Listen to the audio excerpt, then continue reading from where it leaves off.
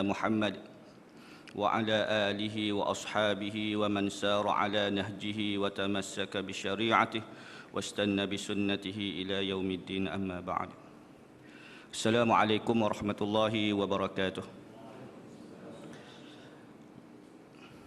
Yang dihormati seluruh ahli jabatan kuasa surau serta muslimin dan muslimat, hadirin dan hadirat yang dihormati sekalian. Alhamdulillah, kesyukuran kita panjatkan kepada Allah Subhanahu wa taala yang telah memberi kekuatan kepada kita dan izinnya sama-sama kita dapat berada di dalam suatu majlis ilmu. Walaupun penceramah asal tak dapat hadir. Malam ni siapa yang? Haji Bakri. Mungkin ada sebab musabab yang tertentu. Jadi kita dapat teruskan juga program kuliah maghrib kita. Mudah-mudahan dengan kesungguhan yang kita tunjukkan ini, ia menjadi bukti yang besar bila mana kita balik berjumpa dengan Allah Subhanahu wa taala nanti insya-Allah. Dan untuk mengisi kekosongan yang ada ni, kita akan baca hadis yang kedua daripada kitab Mustikah Hadis. Pada kuliah yang lalu kita telah bincangkan hadis yang pertama yang diriwayatkan oleh Jabir bin Abdullah, dan kita sudah cerita tentang kehidupan riwayat sahabat yang bernama Jabir bin Abdullah. Dan hadis yang kita bincangkan yang lalu menerangkan kepada kita bagaimana keadaan gaya Rasulullah sallallahu alaihi wasallam ketika mana berpidato. Dan hadis itu juga menceritakan keadaan Nabi sallallahu alaihi wasallam dengan orang mukmin. Dalam hadis tersebut, Nabi ini jikalaulah matinya seseorang itu meninggalkan harta, maka kata Nabi itu untuk waris-warisnya. Jikalaulah seseorang itu meninggal, mati dia dan meninggalkan hutang, bebanan hutang, maka terserah kepada diri aku. Di sini kita boleh lihat keadaan baginda sebagai seorang pemimpin, bahawasanya kesusahan orang di bawah ini terserah kepada bahu pemimpin. Maknanya kalau tinggal harta benda itu untuk waris-warisnya, kata Nabi. Kalau mati seseorang itu meninggalkan hutang, atas bahu akulah. Menunjukkan cara pemerintahan Islam begitu. Tetapi di zaman mutakhir ini, bila mana umat Islam telah meninggalkan Islam, maka dia jadi terbalik. Dalam keadaan kekayaan, tidak dibebani dengan hutang yang begitu banyak, maka itu untuk anak beranak kita lah. Untuk anak beranak kita. Setelah negara dibebani dengan hutang yang begitu banyak, maka untuk kita semualah sebagai rakyat. 20% seorang kita kutip. Jadi begitu, jadi terbalik. Nabi kalau meninggalkan harta, itu untuk waris-waris. Dan jikalaulah meninggalkan beban, terserah pada diri aku ini. Hakikat keadaan Nabi dengan orang mukmin. Kita hari ini ada harta banyak untuk anak beranak kita, dan jikalaulah terbeban dengan hutang, untuk kita semualah orang mukmin ni kena tanggung. Bila lagi nak tolong negara, rakyat perlu bersama. Ni jadi naik angin sangat ni. Sebagai mukaddimah lah tu. Sebagai mukaddimah. Baik, kita masuk kepada hadis yang kedua. Hadis yang kedua, an Abdullah bin Amr radhiyallahu anhuma qala kuntu aktubu kulla syai'in asma'ahu minan nabiy sallallahu alaihi wasallam uridu hifzahu. Fanahatni Quraisyun wa qalu taktubu kulla syai'in tasma'ahu wa Rasulullah sallallahu alaihi wasallam basharun yatakallamu fil ghadabi war ridha fa amsaktu 'anil kitabati fa dzakartu dzalika li Rasulillah sallallahu alaihi wasallam fa awma'a bi isbi'ihi ila fihi fa qala uktub fa wallazi nafsi biyadihi ma yakhruju minhu illa haqqun. Riwayat Abu Daud, hadis yang kedua ni. Hadis yang kedua ini daripada Abdullah bin Amr radhiyallahu anhuma. Diriwayatkan oleh Abdullah bin Amr. Abdullah bin Amr merupakan salah seorang sahabat Nabi sallallahu alaihi wasallam. Nama asal dia adalah Al-As. Nama sebelum dia masuk Islam tu Al-As. Bila mana dia memeluk Islam, Nabi tukar nama dia daripada Al-As kepada Abdullah. Kata Nabi, anta Abdillah, engkau hamba Allah. Kerana Al-As ini membawa makna yang tidak baik. Al-As ialah orang yang melakukan maksiat, si penderhaka, orang yang menderhaka, makna dia. Jadi makna ni membawa Al-As ni membawa makna yang tidak baik. Bila mana dia memeluk Islam, Nabi tukar nama dia daripada Al-As kepada Abdullah. Dan demikianlah kepada sahabat-sahabat yang lain Nabi tukar. Kalau makna nama asal dia ni membawa makna yang tidak baik, Nabi tukar. Sebab itulah kita bila mana nak letak nama anak ni, biarlah letak nama membawa makna yang baik. Membawa makna yang baik. Mungkin orang dulu, orang lama kita ni letak nama tu boleh tahan lah. Nama-nama mengikut Nabi, mengikut sahabat. Cuma zaman kita ni, zaman saya ni lah, umur 30-an, dia mari letak nama, yang penting biar sedap di telinga, biar sedap di mulut sebut. Nama orang sekarang. Orang sekarang ni pelik-pelik nama. Kadang-kadang tidak membawa makna yang tidak baik pun. Kadang-kadang tak ada makna terus nama anak. Ni yang jadi masalah. Kalau dulu kahwin seseorang, generasi saya ni lah, jenis gabung, boleh anak sulung nak gabung nama ayah dengan nama mak. Dia nak letak nama anak sulung dia ni, dia gabung nama dia dengan nama isteri dia. Lepas gabung tu letak atas nama anak. Dan kebanyakannya membawa makna yang tidak baik lah. Kadang-kadang tak ada makna apa pun, tapi sedap dengar, sedap sebut lah. Jadi begitu. Nak catung sangat nama mak, nama ayah ni, kena ayah nama Arsyad, mak nama Zainab, tak kau Arnak nama anak. Tak, hak mak tu ambil kat belakang, hak ayah ni ambil kat depan. Arsyad dengan Zainab jadi Arnak. Ni yang jadi masalah. Jadi Nabi tukar Al-As kepada Abdullah. Kepada Abdullah. Dan dia ini sahabat yang dikenali orang yang kuat melakukan amal ibadat. Abdullah ni memang kuat dia melakukan amal ibadat. Sehingga kan dia ni bangun setiap malam, sepanjang malam, sembahyang tahajud, puasa tiap-tiap hari, sehingga kan tak ada hari untuk berbuka. Hari tak puasa ni tak ada puasa tiap-tiap hari puasa. Hak wajib tak perlu nak persoal lah. Hak ni hak sunat ni, tiap-tiap hari puasa. Lidah senantiasa basah dengan zikrullah. Boleh dikatakan kehidupan Abdullah ni sepanjang 24 jam satu hari, tak ada masa untuk nak bercakap tentang hal dunia. Senantiasa mengabdikan diri kepada Allah. Sehingga kan dia ni terlebih dalam melakukan amal ibadat. Suatu hari cerita ni sampai kepada Rasulullah. Lalu Nabi panggil dia. Nabi menyatakan, wahai Abdullah, engkau lah orang yang puasa tiap-tiap hari, bangkit sepanjang malam sembahyang. Dia kata ya. Lalu Nabi nasihat kepada dia supaya agar tidak melebihi dalam melakukan amal ibadat. Jangan lebih dalam melakukan amal ibadat. Kerana dalam hadis yang lain Nabi kata ke atas dirimu ni mempunyai hak, keluargamu mempunyai hak atas dirimu, tetamu kamu mempunyai hak atas diri kamu. Kalau puasa tiap-tiap hari, tetamu datang ke rumah nak layan macam mana? Mana kena ada juga hari tak puasa. Jangan puasa tiap-tiap hari. Nabi nasihat kepada dia supaya nak puasa 3 hari sebulan je. Jangan puasa tiap-tiap hari, puasa 3 hari sebulan je. Lalu dia menyatakan, walakinni ajadu quwwah wahai Rasulullah, akan tetapi diri aku ini kuat wahai Rasulullah, aku mampu lebih daripada tu, bagilah aku nak puasa lebih daripada tu. Nabi kata tak boleh, puasa 3 hari sebulan je.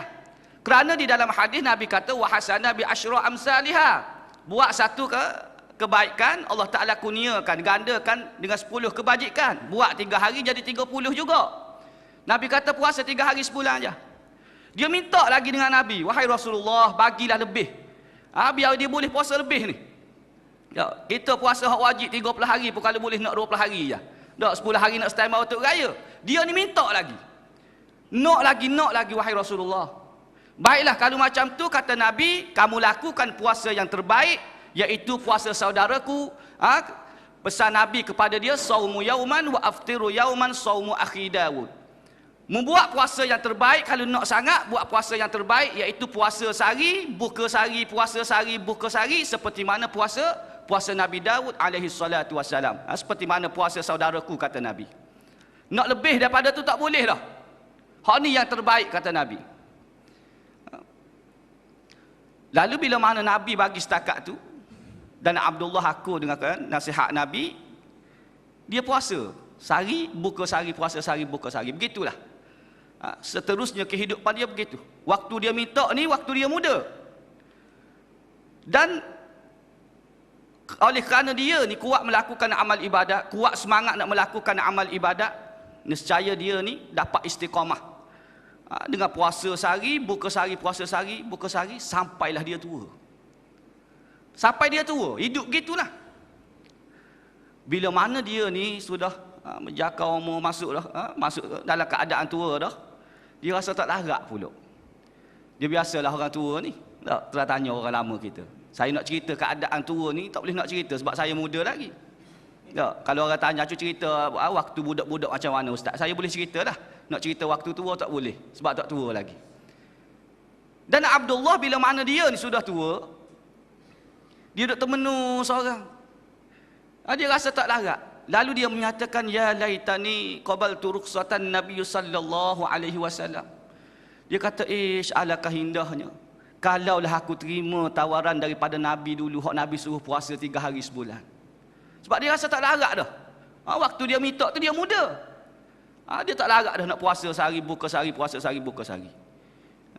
Jadi kata, alangkah indahnya kalau aku terima hak Nabi tawarkan kepada aku dulu, ambil 3 hari sebulan je.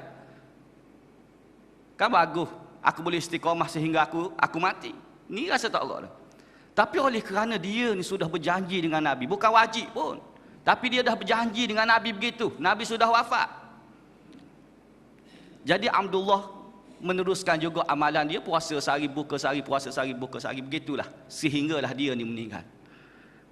Dan dia ni meninggal di zaman pemerintahan Abdullah bin Zubair pada usia 72 tahun. 72 tahun. Abdullah perawi hadis ni. Ayah dia pula Amr bin Al-As. Kita kenal belakalah Amr bin Al-As ni. Ayah dia di dalam sejarah macam-macam lah kita dengar. Macam-macam kita dengar. Kebanyakan kalau kita lihat pada sejarah, cerita tentang Amr bin Al-As ni seolah-olah dia ni sebagai penipu. Kerana di dalam peristiwa tahkim adalah sejarah tulis dia ni kononnya menipu Sayyidina Ali karramallahu wajhah. Dia berpakak, dia berpihak kepada pihak Muawiyah, nak menjatuhkan pemerintahan Sayyidina Ali karramallahu wajhah pada waktu itu dalam sejarah. Apa pun ditulis dalam sejarah ini kebanyakan tokoh tambah melalui riwayat-riwayat yang tidak sahih. Dan sejarah dia ini ditulis, ada yang ditulis daripada Ibnu Mikhnaf, Abu Mikhnaf, ditulis oleh Abu Mikhnaf. Al-Qurtubi menyatakan Abu Mikhnaf ini adalah pelampau Syiah.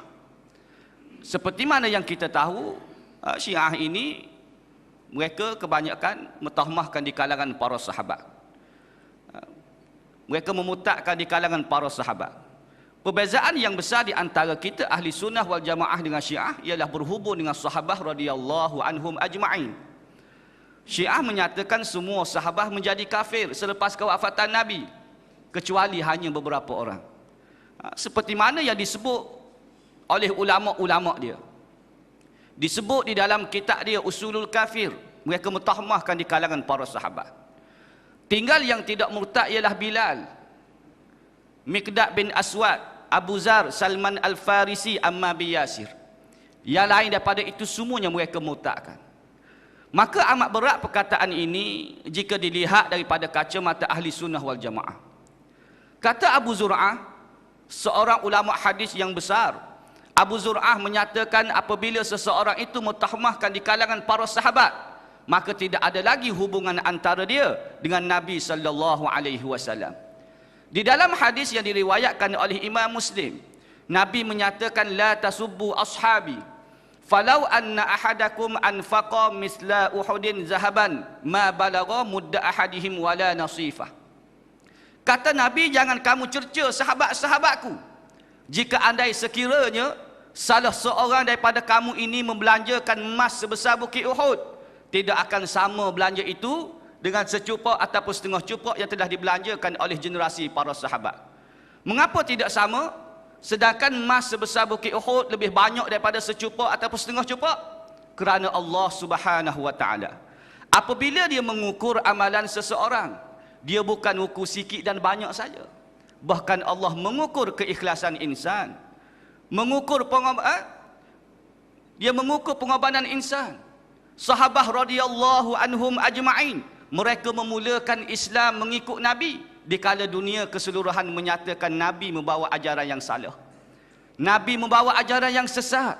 Dunia tindah Nabi pada waktu itu. Di saat itu mereka membela Nabi sallallahu alaihi wasallam. Dan tindakan mereka membela Nabi, mereka tidak tahu bagaimana nasib mereka di masa yang akan datang. Adakah mereka akan mencapai kemenangan? Sebab waktu itu orang tindah Nabi. Hidup mereka terpaksa melawan arus, semata-mata nak bela Nabi sallallahu alaihi wasallam. Terpaksa mengajak orang luar untuk berperang dengan kaum keluarga mereka sendiri. Besar pengorbanan di kalangan para sahabat. Tiba-tiba munculnya aliran yang seperti ini, mentahmahkan di kalangan para sahabat, maka sama sekali kita tidak boleh terima. Kita tak boleh terima kita di kalangan ahli sunnah wal jamaah mentahmahkan di kalangan para sahabat, kita tak boleh nak terima. Sebab besar pengorbanan di kalangan para sahabat. Mereka membelanjakan harta benda mereka, diri mereka, semata-mata nak bela Nabi sallallahu alaihi wasallam. Maka kebanyakan cerita ini ditulis oleh Abu Mikhnaf. Pada hakikatnya tokoh tambah yang banyak. Tetapi bila mana kita merujuk kepada riwayat-riwayat yang sahih, hakikatnya Amr bin Al-As ini dipuji oleh Nabi sallallahu alaihi wasallam. Nabi puji dia. Walaupun dalam sejarah kata begitu, hakikatnya riwayat yang sahih Nabi puji Amr bin Al-As. Seperti mana hadis yang diriwayatkan oleh Imam Ahmad. Nabi kata, inna Amr bin Al-As min salihin Quraisy. Sesungguhnya Amr bin Al-As ini orang yang soleh di kalangan, orang yang paling soleh di kalangan masyarakat Quraisy. Dan Nabi pernah menyatakan aslaman nas wa aman Amr bin Al-As. Orang yang paling kuat Islam dia, yang paling kuat iman dia adalah Amr bin Al-As, kata Nabi. Nabi puji dia. Nabi bagi kepercayaan kepada dia, melantik dia menjadi gubernur di Oman di zaman Nabi. Ini melalui riwayat-riwayat yang sahih. Bahkan di dalam hadis Bukhari, seperti mana yang diceritakan oleh Ibnu Shumasah, disebut Amr bin Al-As ini bila mana dia nak menghadapi sakaratul maut. Kata Ibnu Shumasah, kami hadir ketika mana Amr bin Al-As ini nak menghadapi sakaratul maut. Bila mana kami hadir, kami tengok Amr bin Al-As ni dekat dia nak mati, dia menangis berpanjangan. Fabaka tawilan, dia ni menangis berpanjangan dan berpaling tubuh dia, muka dia, wajah dia ni ke arah dinding, seolah-olah tak nak tengok orang yang menziarahi dia. Lalu datang anak dia Abdullah ni, pujuk dia. Abdullah menyatakan, wahai ayah, risau tentang apa ni, sehingga kata nak tengok orang yang menziarahi ayah. Bukankah Nabi, ayah bersahabat dengan Nabi? Bukankah Nabi banyak bagi kepercayaan kepada ayah, Nabi puji ayah? Ayah risau tentang apa? Bila mana anak dia duk pujuk, dia ni berpaling balik, tengok ke arah orang menziarahi dia. Lalu Amr bin Al-As ini berpesan kepada anak dia, dia menyatakan, wahai anak, sesungguhnya kita ini hidup di atas muka bumi, apa yang paling besar dalam kehidupan kita ini, hendaklah kita kena jaga kalimah la ilaha illallah Muhammadur Rasulullah bila mana kita nak balik berjumpa dengan Allah Subhanahu wa taala. Kalaulah kamu jaga kalimah ini, kamu balik berjumpa dengan Allah, kamu selamat. Tetapi kalaulah kamu rosak kalimah la ilaha illallah ini, kamu balik kepada Allah, di hari akhirat kelak kamu tak selamat, kata dia. Dan dia cerita kepada anak dia Abdullah, dia menyatakan ayah ni, dalam kehidupan ayah ni, ayah melalui 3 zaman. 3 zaman. Zaman yang pertama ayah ni, zaman ayah benci kepada Nabi. Benci ayah kepada Nabi ni, benci sungguh. Sehingga kan, tak ada di atas muka bumi ni hak ayah paling benci melainkan Muhammad. Melainkan Nabi hak ayah paling benci. Dan waktu itu, bencinya ayah kepada Nabi sampai satu tahap ayah nak cari Nabi, ayah nak tangkap Nabi, tak ada kerja lain dah ayah nak buat ke atas Nabi melainkan ayah nak bunuh Nabi. Ni waktu zaman pertama ayah. Waktu zaman ayah ni benci kepada Nabi, sampai tahap dia ni nak bunuh. Dan Amr bin Al-As dalam sejarah zaman jahiliah dia ni, dia di antara kepala pengak juga. Dia kepala pengak juga. Di samping Abu Lahab, Abu Jahal yang mencetus peperangan,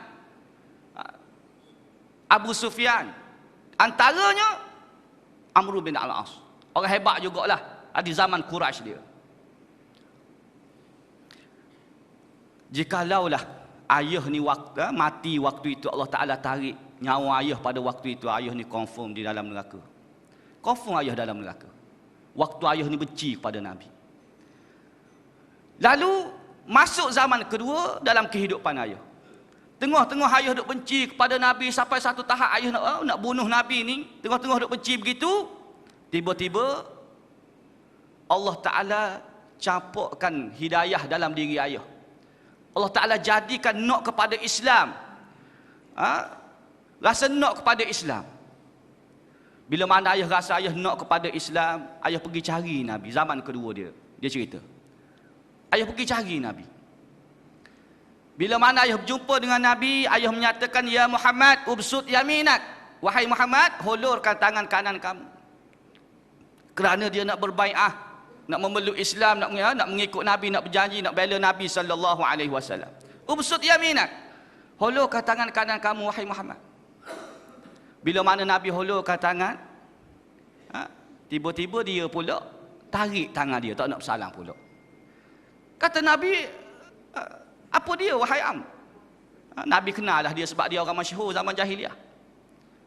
Tadi musuh aku hulurkan tangan, mu nak bersalah dengan aku, mu nak berbai'ah. Tiba-tiba aku hulurkan tangan, kamu tarik balik. Kenapa ni? Kata Amr bin Al-As, boleh tak sebelum aku nak berbai'ah dengan kamu wahai Muhammad, aku nak minta syarat. Kata Nabi, syarat apa? Syarat supaya Allah Ta'ala ampunkan segala dosa-dosa aku yang lalu. Dia letak syarat tu. Tengok nak ikut Nabi, nak ikut Islam, letak syarat, minta ampun tak apa. Kalau nak ikut Islam, nak ikut perjuangan Islam, kalau minta syarat nak ikut projek, tak payahlah. Tak payah, tak ada projek dalam perjuangan Islam, tak ada. Hatta pagar sekolah sekali pun tak ada. Kalau minta suruh ampunkan dosa, boleh. Dia suruh Tuhan ni boleh tak? Tuhan ni ampunkan segala dosa-dosa aku yang lalu. Kalau aku berbai'ah, aku memeluk Islam, wahai Muhammad. Kata Nabi, wahai Am, syarat ini kamu tak perlu letak, kamu tak perlu minta. Kerana Allah Ta'ala telah jadikan di dalam Islam ini, bila mana seseorang itu duduk dalam keadaan kekufuran dan dia memeluk Islam, mengikut syariat Allah Subhanahu wa Ta'ala, Allah Subhanahu wa Ta'ala akan mengampunkan segala dosa-dosa yang lalu. Dan dia bersih daripada dosa ini seperti mana bayi baru lahir. Mu tak perlu nak minta syarat ni. Memang Allah Ta'ala jadi begitu. Allah Ta'ala jadi begitu. Tak perlu nak minta syarat. Dan bukan itu saja wahai Am. Bahkan dalam Islam ini Allah Ta'ala ampunkan segala dosa-dosa kepada mereka yang berhijrah daripada Mekah ke Madinah. Sampai-sampai di Madinah bersih daripada dosa. Dan bukan itu saja kata Nabi, bahkan kepada mereka yang menunaikan fardu haji, diterima oleh Allah Subhanahu wa Ta'ala, balik-balik dia bersih juga daripada dosa seperti mana bayi ni baru lahir juga, kata Nabi. Jadi hak Nabi sebut 3 perkara ni, 2 hak kita terlepas, Satu je ada yang di hadapan kita peluang ni. Tak. Hak dalam keadaan kekufuran, masuk Islam, kita tak boleh dah. Sebab kita Islam dah. Takkan nak mengucap sekali lagi, nak masuk Islam sekali lagi. Tak dah lah. Tak. Lepas dah. Yang kedua, hijrah. Daripada Mekah ke Madinah, tak ada dah. Daripada Mekah ke Madinah. Walaupun hijrah pun ada perubahan atas diri kita ni.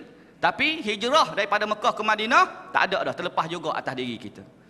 Cuma yang ada di hadapan kita satu je. Menunaikan fardu haji. Jikalaulah diberi peluang oleh Allah Subhanahu Wa Taala, kita dapat menunaikan fardu haji, buatlah yang terbaik. Mudah-mudahan kita pulang daripada mengerjakan haji ini, kita bersih daripada segala dosa-dosa kita yang lalu. Jadi Nabi sebut 3 perkara tu. Tak perlu nak minta syarat, wahai am. Lalu dia berbai'ah dengan Nabi. Dia masuk Islam. Bila mana dia masuk Islam, ayah bila mana peluk Islam, kata am kepada anak dia, ayah rasa sayang pula pada Nabi. Dan sayang ayah kepada Nabi ni bukan sayang biasa tak.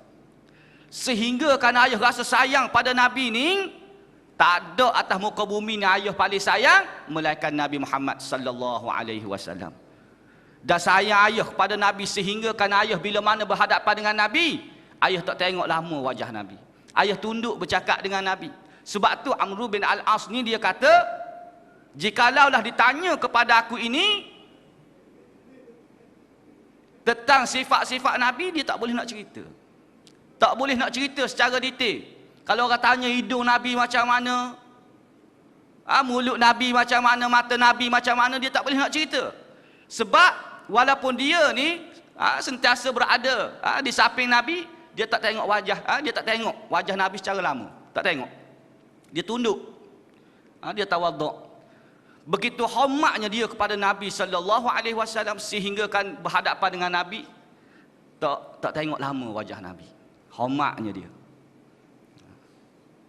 Macam kita lah anak-anak ni, kadang-kadang rasa hormat sangat pada ayah ni, kadang-kadang minta duit belanja pun tak tengok muka ayah. Tak. Duit RM10 nak keluar ni. Mata tengok kot lain. Dia hormatlah tu. Jangan duk kata anakmu ni nampak samsing sangat, minta duit dengan aku tak tengok muka aku. Jangan kata begitu, dia hormat. Dia tak tengok lama muka ayah kalau minta duit.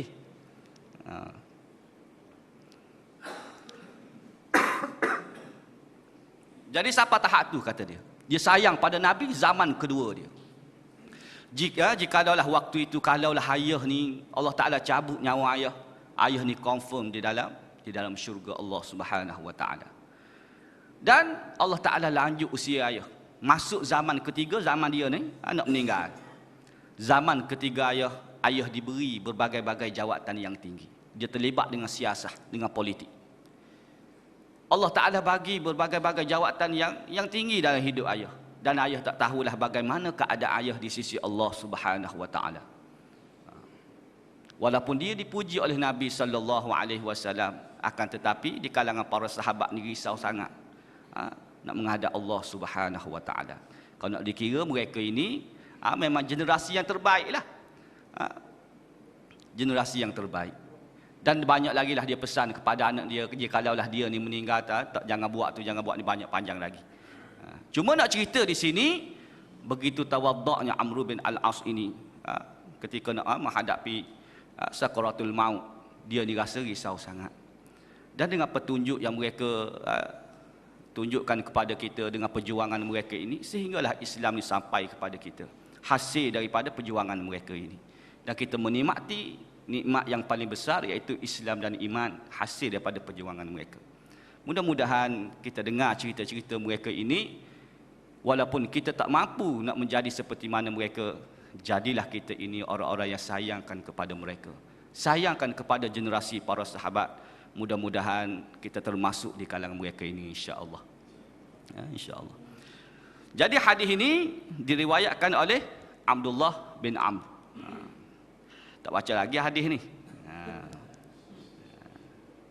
Tak apalah, tuan-tuan tak ada, saya berhentilah. Katanya, biasanya aku menulis segala yang aku dengar daripada Nabi sallallahu alaihi wasallam. Aku dengar tu, kata dia, kata Abdullah, dengan tujuan hendak menghafaznya. Jadi Abdullah bin Amr ni biasanya Apa yang dia dengar daripada Nabi dia tulis. Dia tulis ni dengan tujuan dia nak menghafaz. Ni keadaan Abdullah ketika mana berhadapan dengan Nabi. Dia tulis, dia catat. Dan saya bagi tahu pada kuliah yang lalu, perbezaan dia dengan Abu Hurairah ni sinilah. Sebab kata Abu Hurairah, di kalangan para sahabat yang lain tak mampu nak lawan aku dari sudut ilmu hadis. Abu Hurairah ni hebat dari sudut ilmu hadis. Akan tetapi dalam keadaan hebat dia begitu, dia kata aku kalah seorang aja. Aku tak mampu nak lawan seorang. Dengan Abdullah bin Amr, Abu Hurairah tak mampu nak lawan. Tapi sahabat-sahabat lain tak mampu nak challenge aku dari sudut ilmu hadis, kata Abu Hurairah. Dia kalah dengan Abdullah ni sebab kata Abu Hurairah, sebab Abdullah ni dia dengar daripada Nabi bukan sekadar hafal, dia tulis. Nabi izinkan dia tulis, dia tulis. Aku ni tak tulis, aku dengar saja. Begitu. Sebab tu saya kata, mana-mana jemaah hok datang dengan kuliah, kalau dia catat, dia tulis, hok ustaz bagi tahu tu, dia ikut Abdullah bin Amr kan. Kalau hok mari tak tulis, tak bawa pen, tak bawa kertas, dia dengar gitu, dia ingat, dia ikut Abu Hurairah. Jadi tak perlu nak condemn di antara satu sama lain, tak perlu nak soal-soal ni. Tak perlu nak panjang dah. Sebab dua-dua cara ni ikut sahabat belaka. Orang hok masuk syurga belaka. Kalau nak condemn sangat, condemn hok beci pada kuliah. Tak? Hok tutup masjid. Boleh. Nak marah kau tu. Hok adil macam mana pun adil lah. Jadi gini keadaan Abdullah. Aku sentiasa dengar daripada Nabi, aku tulis tujuan untuk menghafaznya. Lalu dalam keadaan begitu, kata dia, dilarang oleh orang-orang Quraisy serta berkata, patutkah engkau menulis segala yang engkau dengar? Sedangkan Rasulullah sallallahu alaihi wasallam seorang manusia yang bercakap dalam masa marah dan dalam masa suka. Patutkah kamu menulis? Orang Quraisy ni racun dia.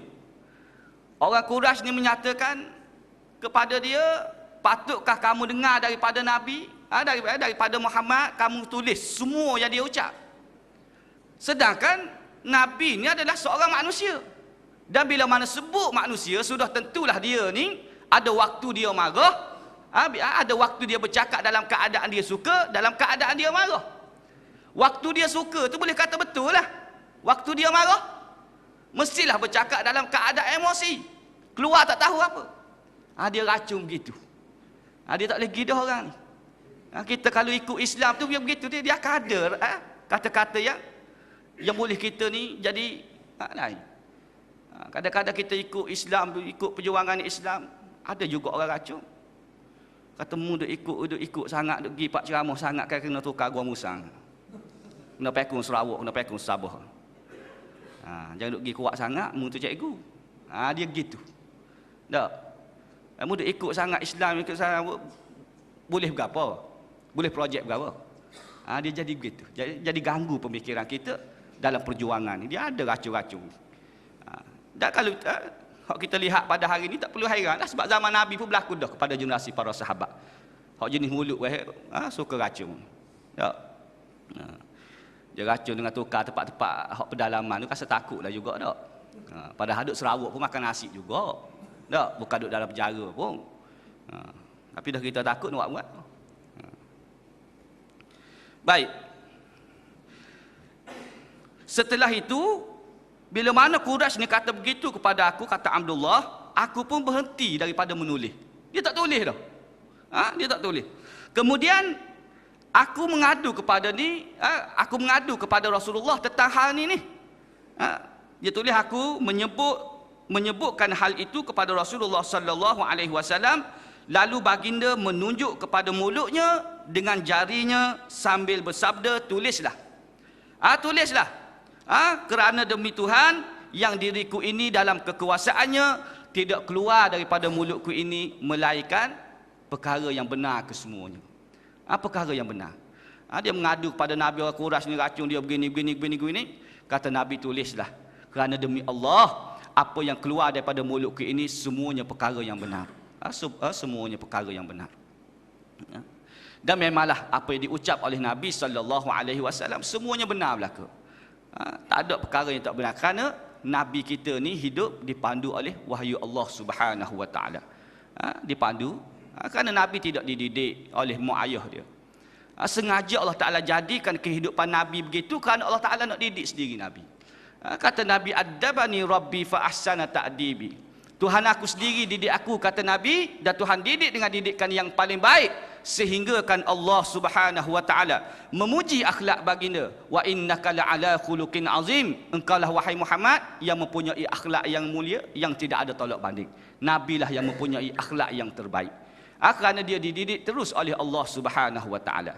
Dan Nabi dilahir dalam keadaan yatim, tak sempat anak besar, mak pula meninggal, dijaga oleh datuk, datuk pula meninggal. Sengaja Allah Ta'ala jadikan kehidupan Nabi itu begitu. Kalaulah Nabi ni besar macam kita besar, sekolah macam kita sekolah, diasuh oleh mak ayah, sudah tentulah bila mana Nabi nak memperkenalkan Islam kepada masyarakat Quraisy, Nabi memperkenalkan kalimah la ilaha illallah, memperkenalkan ayat-ayat Allah Subhanahu wa Ta'ala. Nescaya di kalangan Quraisy ini menyatakan, semua yang diucap oleh kamu ni wahai Muhammad diajar oleh mak ayahmu. Dia jadi begitu. Kerana kita dididik oleh mak ayah ni, kita banyak dipengaruhi dengan cara kehidupan ayah kita. Jadi sengaja Allah tak jadi begitu supaya jangan ada sangkaan yang sedemikian. Dalam keadaan susah begitu hidup, tiba-tiba Nabi menyampaikan Islam.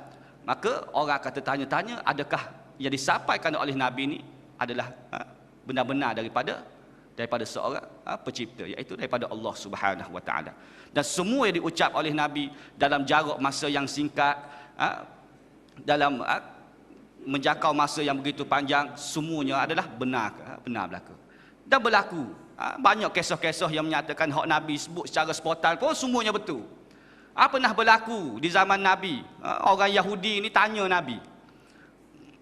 Sekelompok di kalangan Yahudi ni, dia soal Nabi. Dia berjumpa dengan Nabi, dia soal. Kerana mereka ni baca daripada kitab-kitab mereka tentang tanda-tanda seorang Rasul, tentang kebenaran Rasul ni. Lalu bila mana mereka berjumpa dengan Nabi, mereka nak tahu Nabi ni betul-betul tak seorang Rasul, mereka tanya beberapa soalan kepada Nabi. Dalam kisah, datang Yahudi ni tanya soalan kepada Nabi, kata, "Wahai Muhammad, aku nak tanya 5 soalan. Aku nak tanya 5 soalan kepada kamu. Kalaulah kamu boleh jawab dengan betul, akan aku peluk Islam kerana kamu adalah seorang Rasul." Kata Nabi, silakan tanya. Cuma sebelum tu, kata Nabi minta dulu di kalangan Yahudi ni bersumpah dengan sumpahan anak-anak Nabi Yakub. Bersumpah dulu. Lalu mereka bersumpah, Nabi kata silakan tanya. Mereka tanya kepada Nabi, "Wahai Muhammad, apa dia alamat seorang Nabi?" Kerana dinyatakan di dalam kitab-kitab terdahulu, mereka tahu di kalangan Yahudi ni. Mereka tanya, apakah alamat seorang Nabi? Dia tanya Nabi kita. Sabda Nabi SAW, alamat seorang Nabi, seorang Rasul ni, bila mana dia tidur, mata je tidur, hati dan fikiran dia ni tak tidur. Ni Nabi. Beza dengan kita. Kita hari ni tidur sungguh. Nabi dia tidur, mata je pejam, fikiran dan hati ni tak tidur. Kita kalau tidur memang tidur sungguh, hak tak tidur pun kita tidur. Kita ni orang tengok jauh, dengar kuliah dia tu, gigi dekat tengok tak tidur. Hakikatnya dengar kuliah tapi tidur. Nak ceritanya kita ni kalau tidur confirm tidur, hak tak tidur pun kadang-kadang tidur. Tak. Orang tengok accident, tahu-tahu dia ni bawa kereta, tiba-tiba terlelap, masuk lain orang, tepuh kereta orang. Cerita asalnya dia bawa kereta, rupa-rupa dalam keadaan bawa kereta tidur juga. Tu kita. Nabi tidur pun memang dia sedar. Ni tanda alamat seorang Nabi, kata Nabi. Lalu jawab Yahudi ni, betul wahai Muhammad, betul. Secara spontan Nabi sebut betul. Kerana Nabi dipandu oleh wahyu Allah Subhanahu wa Ta'ala. Kalau Nabi ni bukan seorang Rasul, sudah tentu nak jawab macam mana, kerana Nabi-Nabi yang terdahulu, ada waktu itu Nabi kita tak ada lagi. Nak tahu cerita macam mana, sudah tentu diwahyukan oleh Allah Subhanahu wa Ta'ala. Maka kata Yahudi ni, kami nak tanya soalan kedua wahai Muhammad. Nabi kata silakan. Mereka tanya, bagaimanakah Tuhan nak menentukan anak lelaki dan anak perempuan? Maka sabda Nabi SAW, Tuhan nak menentukan anak lelaki dan anak perempuan ini berdasarkan kepada mani.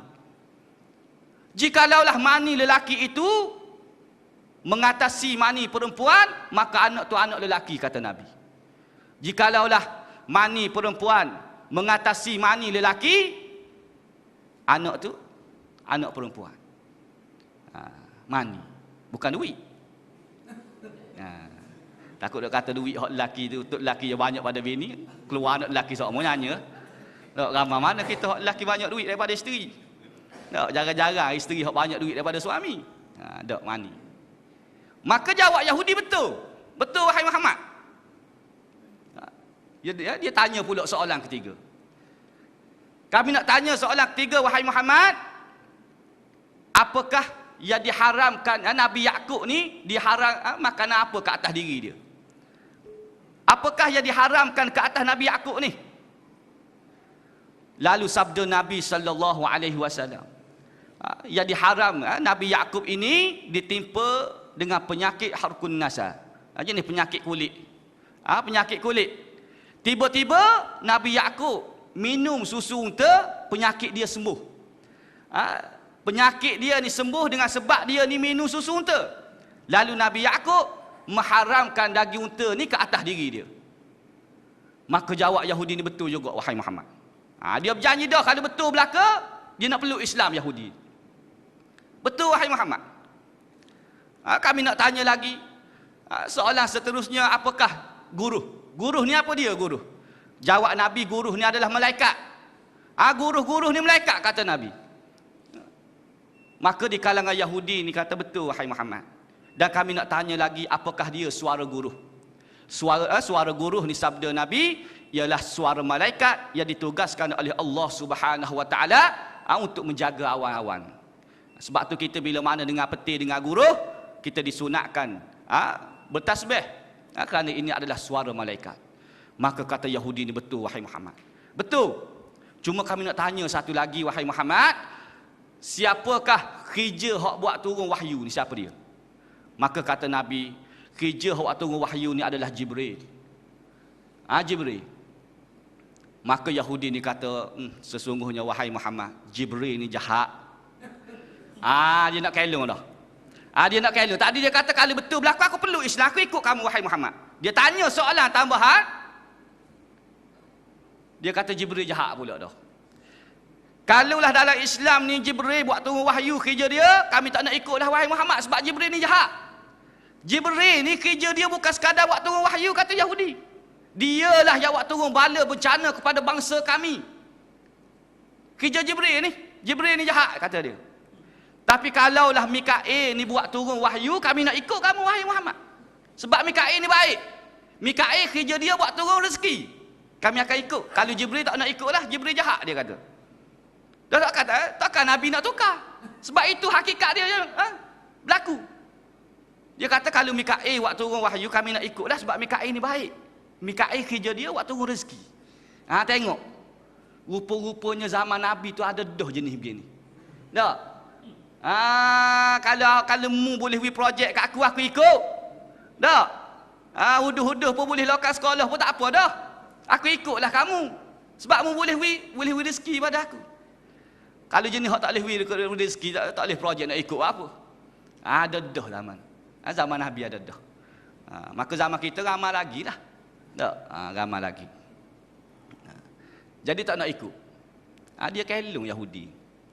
Dan Yahudi ni memang ternyata lah bangsa jenis keras kepala. Di kalangan Yahudi ni tak boleh nak berjanji. Dan itulah yang berlaku pada dunia Islam. Pada dunia Islam pada hari ni. Berlaku di Gaza, berlaku di Palestin. Mesyuarat buat gencatan senjata, PBB main peranan apa semua pun. Lepas mesyuarat, dalam mesyuarat tu dia kata tak serang dah lah. Kita nak gencatan senjata, nak berdamai dah. Lepas mesyuarat tak ada 24 jam, dia serang pula Gaza. Dia jenis manusia kat kepala Yahudi. Jadi begitulah, janji nak masuk, tak nak masuk.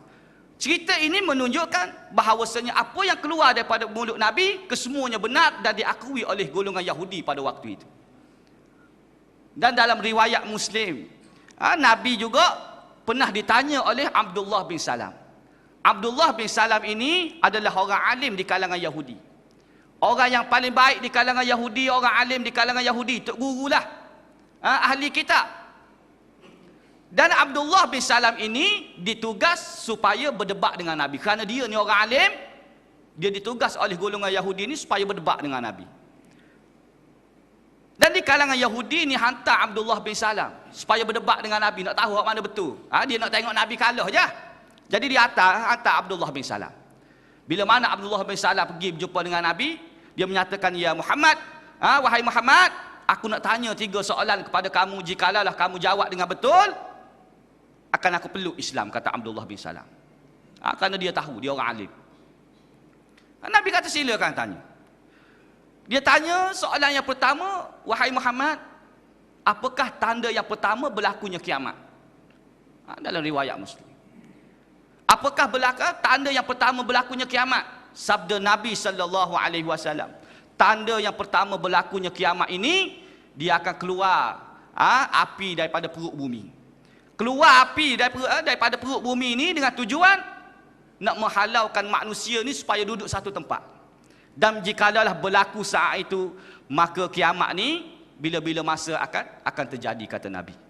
Maka jawab Abdullah bin Salam, betul wahai Muhammad, betul. Dan aku nak tanya lagi wahai Muhammad, soalan yang kedua, makanan apa? Makanan yang pertama, apakah makanan yang pertama kepada ahli syurga? Masuk syurga ni, hak awal sekali makan apa? Sabda Nabi SAW, makanan yang pertama kepada ahli syurga ialah ziyadatu kibdul hud, iaitu hati kepada hati ikan. Ini makanan yang pertama. Hikmah dia, wallahu a'lam, tak tahu. Ikan hud ni, ikan paus, ada setengah menyatakan ikan paus. Tu makanan. Cuma tidak diceritakan pula hati kepada hati ikan ni untuk makanan. Yang pertama kepada ahli syurga ni tidak dicerita menu jenis apa dia masuk. Cuma dia kata ni makanan yang pertama kepada ahli syurga. 3 rasa ke bakar, kau tak tahulah buat sendiri, kau tak tahu, wallahu a'lam. Hikmah dia pun wallahu a'lam. Kita tunggu je lah. Apa pun yang disebut oleh Nabi itu diakui oleh Abdullah bin Salam bahawasanya betul wahai Muhammad. Yang kamu sebut ni betul. Maka dia tanya soalan yang ketiga, soalan yang terakhir, seperti mana 5 soalan tadi dia tanya, bagaimanakah Allah Ta'ala nak menentukan anak lelaki dan anak perempuan? Dan Nabi jawab macam tadilah. Nabi jawab macam tadi. Maka kata Abdullah bin Salam, sesungguhnya wahai Muhammad, kamu adalah seorang Rasulullah. Maka Abdullah bin Salam, orang baik di kalangan Yahudi ni, ahli kitab ini, mengucap, asyhadu an la ilaha illallah wa asyhadu anna Muhammadar Rasulullah. Sesungguhnya kamu adalah seorang Rasul wahai Muhammad. Memang betul. Disebut dalam kitab dia, diakui oleh Abdullah bin Salam. Dan kata Abdullah bin Salam, wahai Muhammad, orang Yahudi ni memang jahat. Sungguh bangsa Yahudi ni jahat wahai Muhammad. Kalau mu tak percaya, sekejap lagi dia akan cari aku. Sebab aku ni ditugaskan supaya berdebat dengan kamu. Bila mana aku tak balik, sudah tentu di kalangan mereka cari aku. Sebab nak tahu rizak, nak tahu keputusan ni macam mana. Benar ke tak berdebat dengan Nabi? Bila mana mereka ni cari aku, kamu sorok dulu aku. Jangan buat keluar lagi, jangan istihar tentang keislaman aku. Kamu nak tahu dia ni bangsa Yahudi ni jahat sungguh ke tak? Maka kata Nabi, tak apa. Dan ternyata di kalangan Yahudi ni, setelah lama Abdullah bin Salam dihantar tak balik-balik, mereka cari. Mereka tanya Nabi, wahai Muhammad, mu ada nampak tak orang di kalangan orang soleh di kalangan kami ni? Tanya Nabi, siapa dia? Abdullah bin Salam. Abdullah bin Salam ni siapa dia? Kata Nabi. Tanya Nabi. Mereka jawab, Abdullah bin Salam ni tak ada orang yang paling juruh di kalangan kami. Dia ni orang baik. Orang baik, orang juruh, orang alim. Tok guru di kalangan kami, Abdullah bin Salam. Maka bila mana di kalangan Yahudi ni puji Abdullah bin Salam, Nabi buat keluar dia, Nabi istihar keislaman dia. Nabi kata Abdullah bin Salam sudah memeluk Islam, ikut aku dah, kata Nabi. Dia sudah ikut kamu wahai Muhammad? Ya, sudah peluk Islam.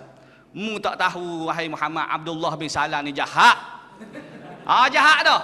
Ikut Islam jadi jahat dah. Tadi dia puji, tak ada seminit jawab balik, Abdullah bin Salam ni jahat dah. Hari ni pun begitulah. Masa dia ikut dia dulu, hak ni lah yang terbaik. Kepala otak cidik. Orang yang boleh mewarisi dalam takhta untuk meretah negara. Bila mana ikut Islam, hak ni lah peliwak pula. Dia jadi begitu. Dulu puji sungguh-sungguh. Lepas balik, ikut Islam, tuduh main laki pula. Jadi serta-merta dulu baik. Dia jadi gitu. Hari ni pun kita tak heran lah. Dan berujuh-berujuh dalam mahkamah, tak ada nak makan kes tu, dia tukar pula nak dakwa kerana menghina mahkamah pula. Dia lemah lah tu.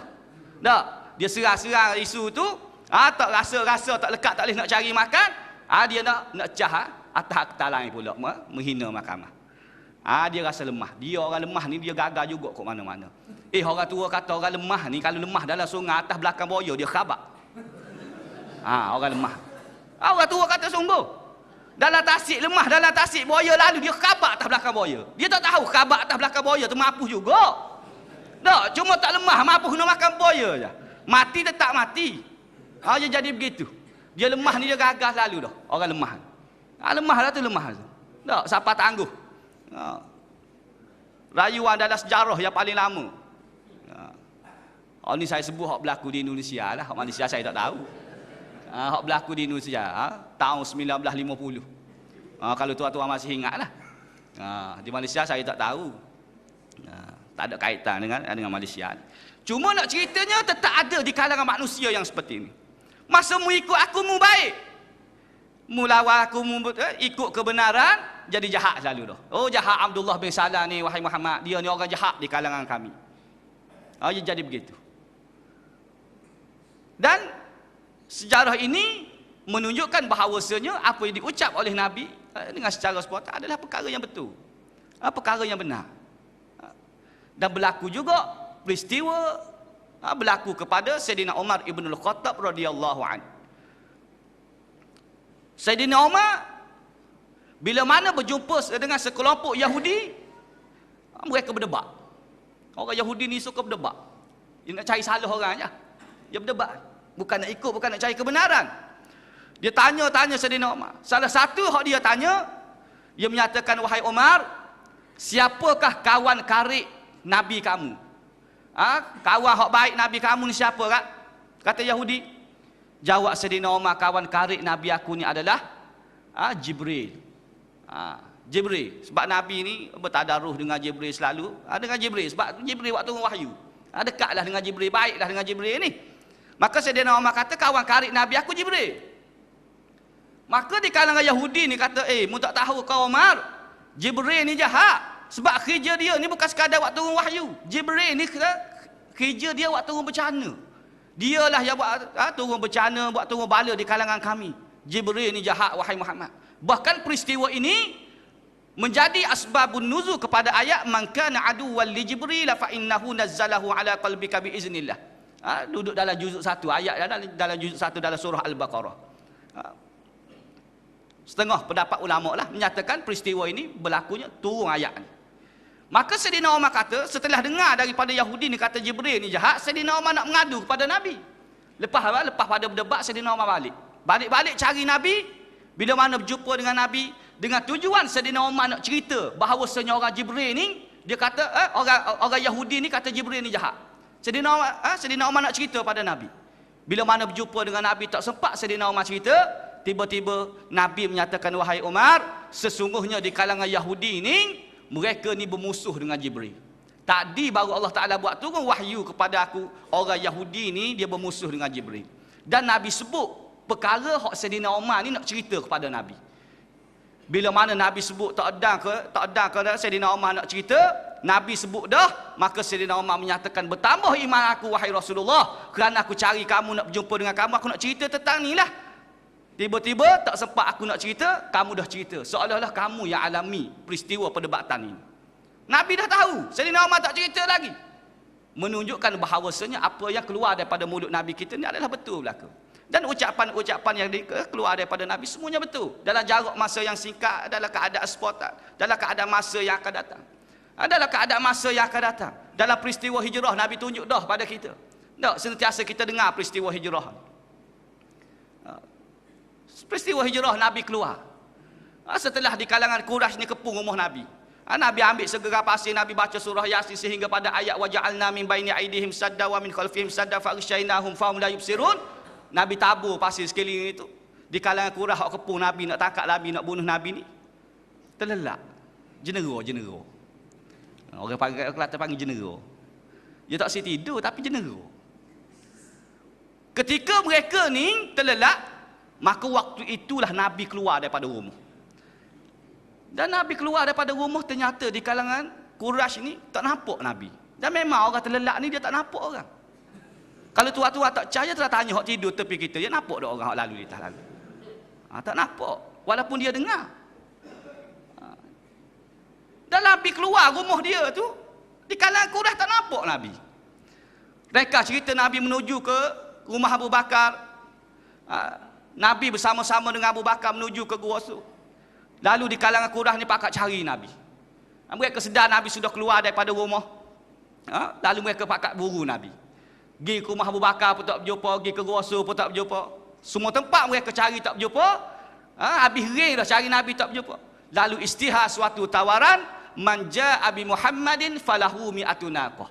Sesiapa yang dapat tangkap Muhammad akan diberikan ganjaran 100 ekor unta. Suatu ganjaran yang lumayan. Mana kena umum dah. Sebab susah sangat nak cari Nabi ni, susah. Cari tak berjumpa belaka, terpaksa istihar suatu tawaran yang begitu lumayan.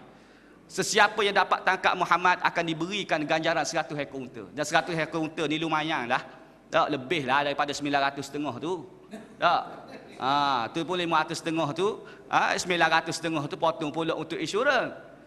Untuk insurans. Baru ni berlaku pada Bakta dalam Parlimen. Orang tanya hak mengkutip 50 ringgit ni. Untuk insurans ni sehingga sampai kumpul semuanya hak dapat beri ni boleh sampai 40 juta lebih. 40 juta lebih. Maka hak keling insurans ini adalah 13 juta. Tanya Rafizi dalam Parlimen, 30 juta lebih lagi duduk mana? Siapa dia yang handle insurans? 30 juta lebih duduk mana? Masuk tahun depan, tak ada lah hak ninya. Bagi hak baru pula, ambil pula 50 hias orang pula. Jadi kerja mudah. Kaya begitu je. Jadi kerja mudah.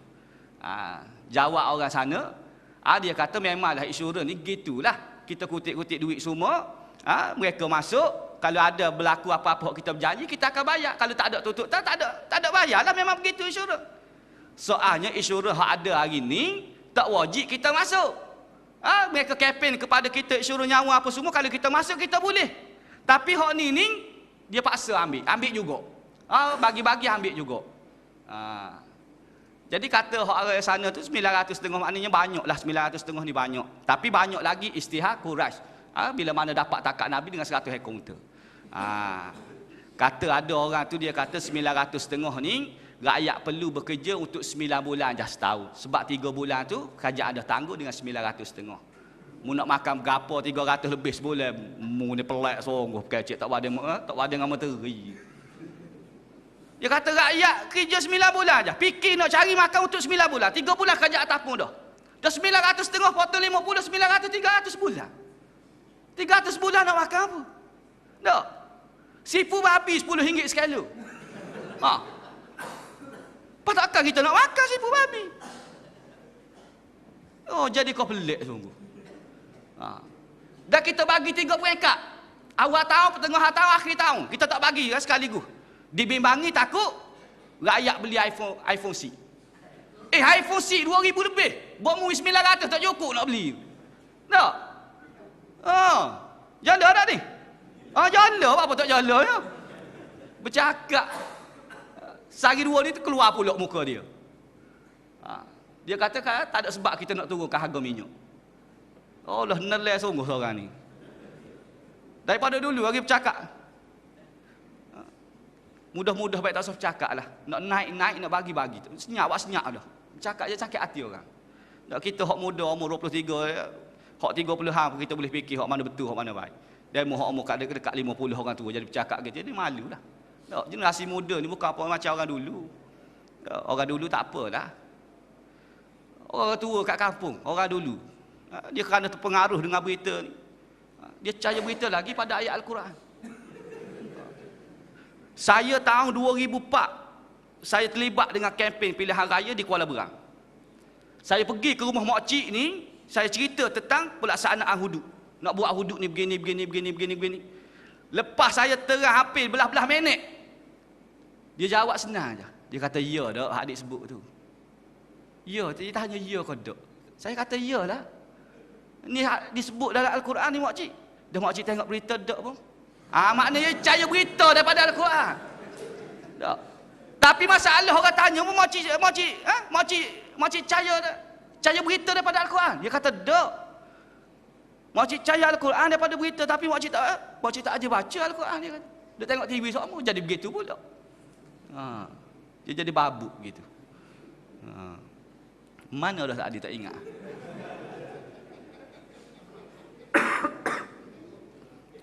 Payah je ni cerak bagi kuliah di Syahal lagi pakai Kuala Berai jadi payah nak klik mula payah.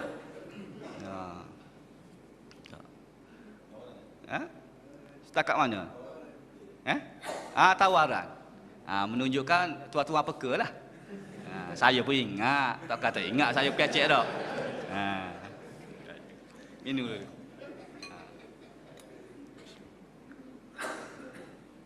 Lepas isyak ni ada program. Tak ada. Sikit lagi, habis. Jadi, bila mana istihar suatu tawaran, mereka ceritanya orang pakat cari Nabi, pakat buru Nabi. Dalam ramai-ramai orang cari Nabi, Suraqah bin Malik berjaya mengejar Nabi dalam peristiwa hijrah. Bila dia nampak Nabi, setengah meriwayatkan dia akak pedang, dia akak nak panah Nabi. Cuma apa pun nak ceritanya, Suraqah ni dia nak tangkap Nabi, dia pecut kuda dia. Lalu kaki kuda dia ni terbenam masuk dalam, jeluh masuk dalam padang pasir, maka tak boleh nak pergi ke mana-mana dah. Nak teruskan kejar Nabi pun tak boleh, nak balik ke Mekah balik pun tak boleh. Nak minta tolong siapa di padang pasir, tak ada orang. Jadi dia sedar dia tak boleh dah nak balik ke Mekah balik. Lalu dia rasa Nabi hok dekat dengan diri dia, lalu dia minta tolong dengan Nabi. Dan Nabi kita ni ternyata mempunyai akhlak yang baik, walaupun orang kejar dia nak bunuh dia, orang minta tolong dengan dia, dia tolong. Kita hari ni kalau orang kejar kita, orang nak bunuh kita, kita lari tengok dia bersembah belakang. Kita pusing balik jejak biar mampu. Dah nak bunuh aku. Dah, tapi Nabi tidak. Nabi orang kejar dia, orang ni dalam keadaan masalah, minta tolong dengan Nabi, Nabi tolong. Dan Nabi kita begitulah. Kerana dia ini digelar sebagai Al-Amin. Di kalangan Quraisy ini simpan duit dengan Nabi.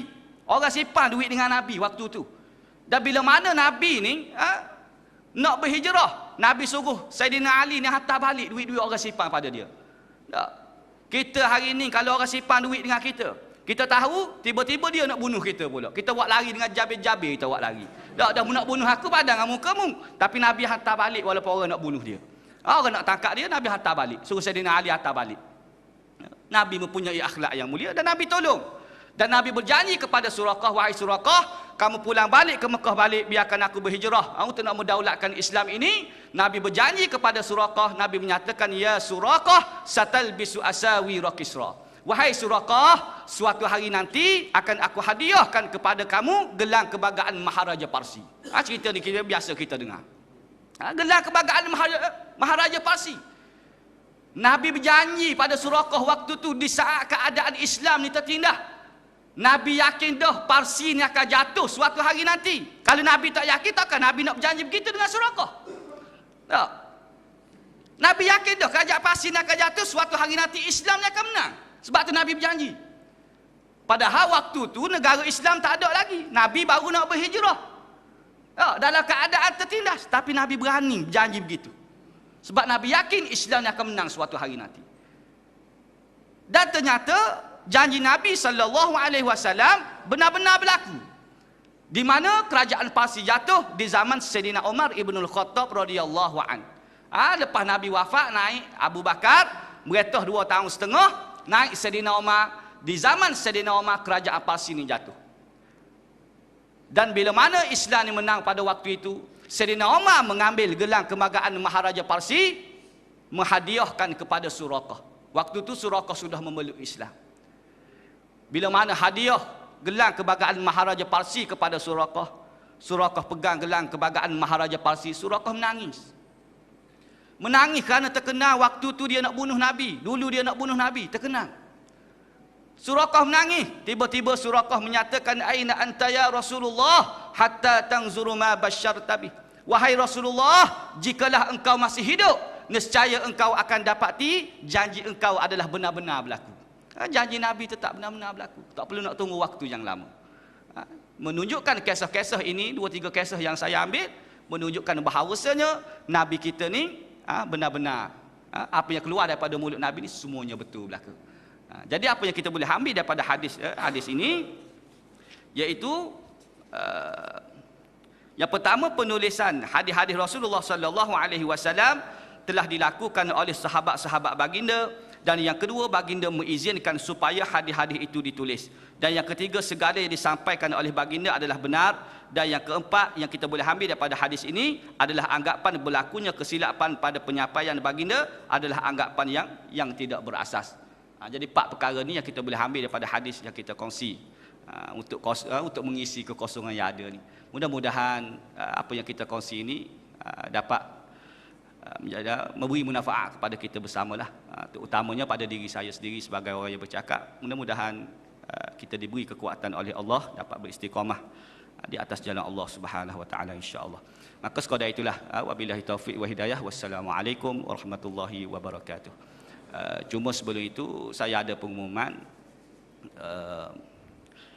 Yayasan Amal ada buat kutipan dana untuk wakafkan Al-Quran untuk pelarian Sudan.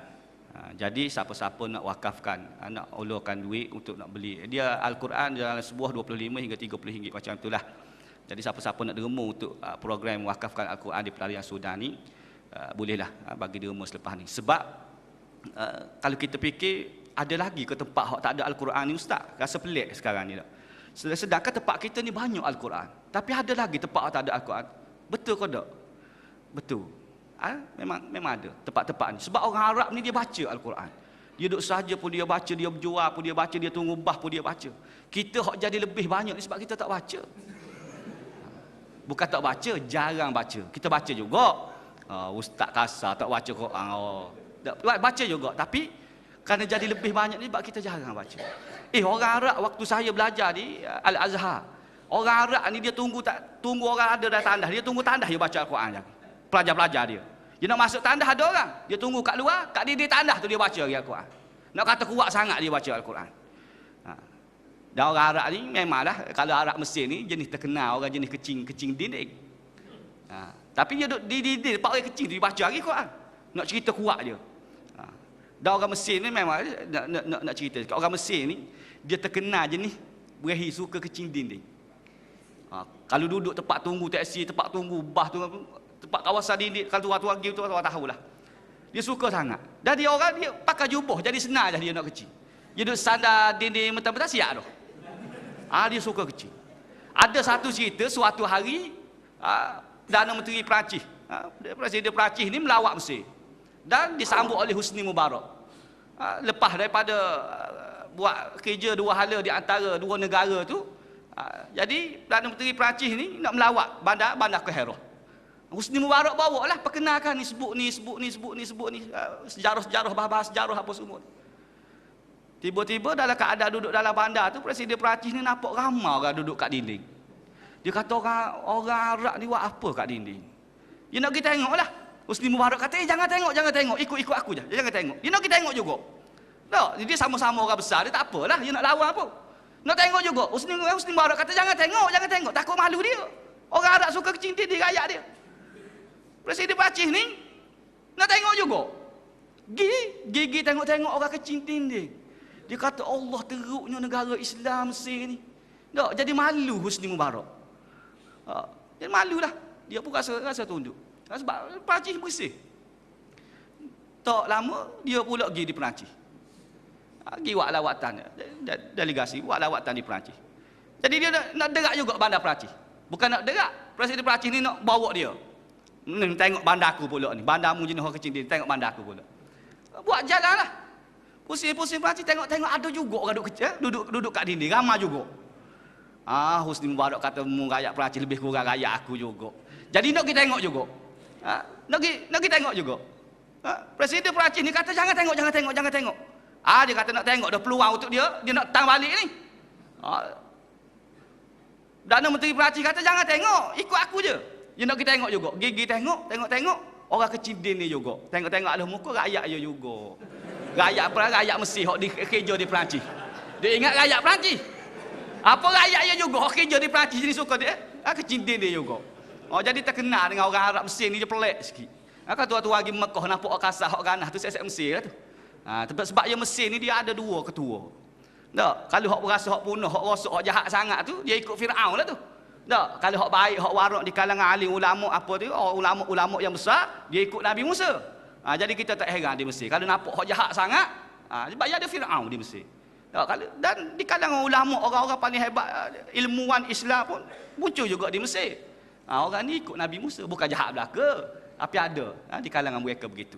Jadi nak ceritanya orang Arab ni dia suka baca Al-Quran. Jadi tuan-tuan nak wakafkan, bolehlah ada umur selepas ini. Dan malam ini juga ada kutipan untuk anak-anak yatim untuk nak menghadapi sesi persekolahan musim depan lah 2020. Maknanya kalau boleh banyak kita bagi dengan yang wakaf ni. Kalau lah tak berapa banyak kita kira serah kepada dana anak yatim lah untuk persediaan untuk sekolah untuk mereka menghadapi persekolahan sesi 2015 ni. InsyaAllah mudah-mudahan yang kita derma pada jalan Allah ini ia menjadi amal jariah kepada kita dan dapat manfaat di sisi Allah Subhanahu wa taala insya-Allah. Wabillahi taufiq wa hidayah. Wassalamualaikum warahmatullahi wabarakatuh.